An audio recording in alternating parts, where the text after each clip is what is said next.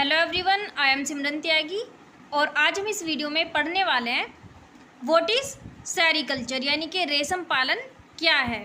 और ये जो लास्ट ईयर क्वेश्चन है हमारे 2023 में पूछा गया एग्ज़ाम में कि रेशम पालन क्या है और भारत में रेशम कीट के जीवन चक्र व रेशम पालन का वर्णन कीजिए। ये हमारी जूलॉजी 5th सेमेस्टर की फर्स्ट बुक का ही टॉपिक है। और इकोनॉमिक जूलॉजी जो 7th और 8th यूनिट है उसमें एक ना एक कल्चर ज़रूर एग्ज़ाम में पूछा जाएगा आप लोगों से, चाहे वो रेशम कीट पालन हो या फिर मत्स्य पालन के बारे में पूछा जाए या फिर लाख कल्चर जो होता है उसके बारे में पूछा जाए या फिर वर्मी कंपोस्ट यानी कि केंचुओं का पालन जिसमें होता है या वर्मी कल्चर उसके बारे में पूछा जाए। यानी कि एक ना एक कल्चर के बारे में लॉन्ग क्वेश्चन ज़रूर बन के आएगा, तो आप लोग याद रखिए। तो चलिए देखते हैं कि रेशम पालन होता क्या है।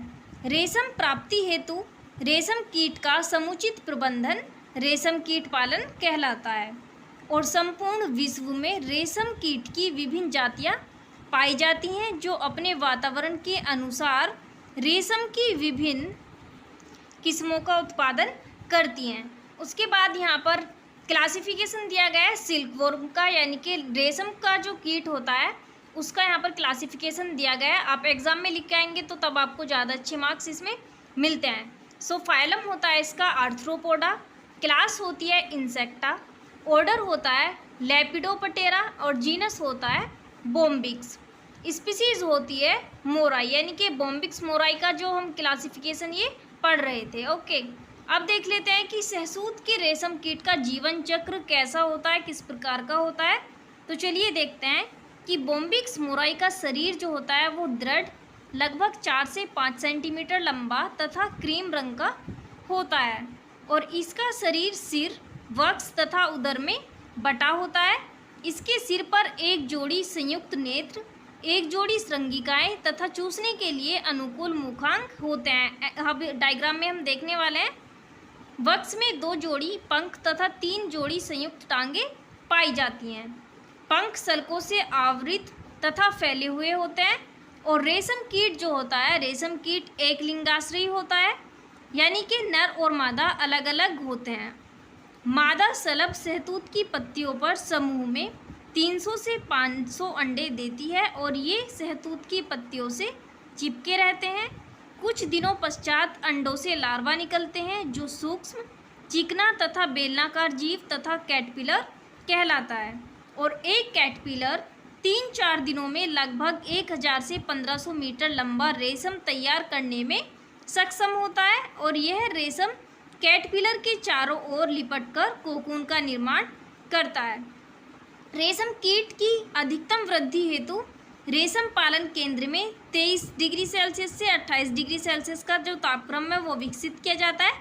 तो याद रखना है कि कितना हमें तापक्रम चाहिए, टेम्परेचर चाहिए 23 डिग्री सेल्सियस से 28 डिग्री सेल्सियस हमको तापक्रम चाहिए, जिसमें कैटरपिलर की अधिकतम वृद्धि सुनिश्चित की जा सके। अब हम इसका लाइफ साइकिल देख लेते हैं कि किस प्रकार का होता है।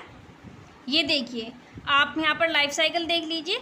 ये है एडल्ट मेल, ओके, और ये एडल्ट फीमेल।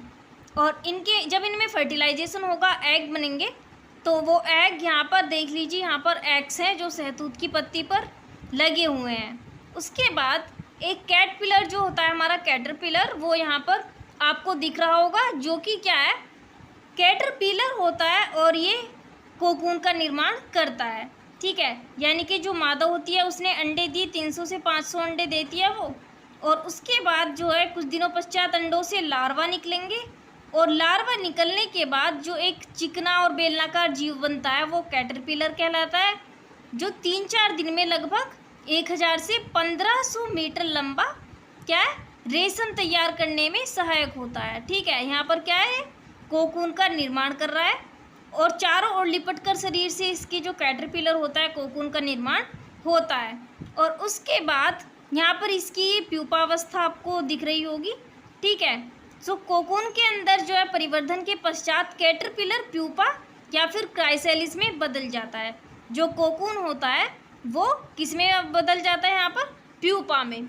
और प्यूपा जो होता है, प्यूपा से एक वेशक कीट बनने के पश्चात जो है वो एक क्षारीय द्रव का स्राव करता है और उसके बाद जो है हमारा रेशम तैयार होता है। तो इनका लाइफ साइकिल ये देख लीजिए।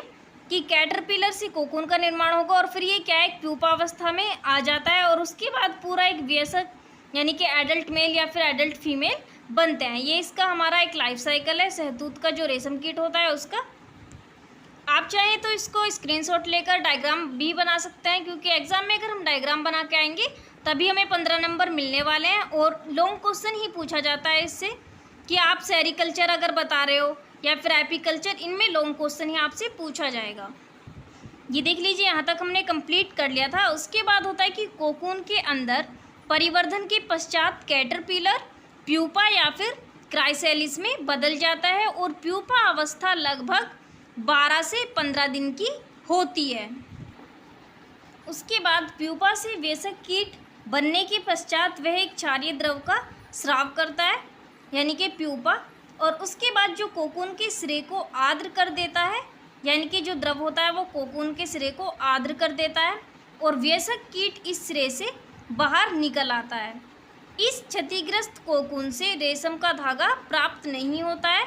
कोकून से निकलने के फौरन बाद नर और मादा कीट मैथुन करते हैं और मादा अंडे देना प्रारंभ कर देती है तथा अंडे देने के पश्चात उसकी मृत्यु हो जाती है।